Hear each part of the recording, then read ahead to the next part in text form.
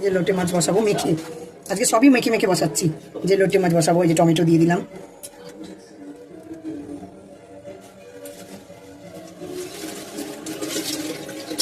Tomato দিয়ে দিয়েছি,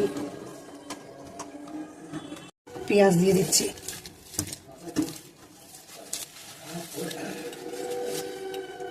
রসুন আর একটু কাঁচা লঙ্কা বাটা দিয়ে দিচ্ছি। এটা রসুন আর কাঁচা লঙ্কা বাটা, আর দেবো না, দেবো। এবার হলুদ দিয়ে দিলাম, লোটে মাছটা দিয়ে দিচ্ছি। আজকে আর কষিয়ে রান্না করলাম না, কষিয়ে তো রান্না করা দেখিয়েছি, তারপরে ভেজে মাছের মতন ভেজে রান্না করা দেখিয়েছি।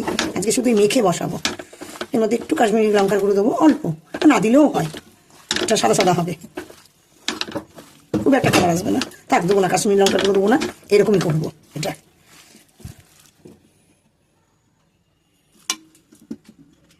বসিয়ে দিলাম, এবার ঢাকা দিয়ে দেবো, আস্তে আস্তে এলোটে মাছটা হবে।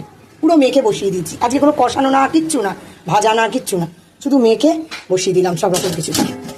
আপনারা এইভাবেই করে খেতে পারেন, ভালো লাগবে।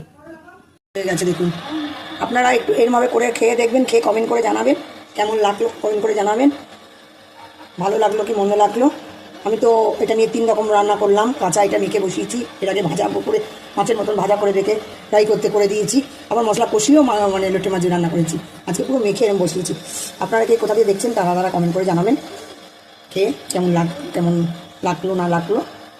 আজকে এটা রান্না কমপ্লিট হয়ে গেছে। আপনারা আমাকে বেশি বেশি করে শেয়ার করুন, লাইক করুন, কমেন্ট করুন।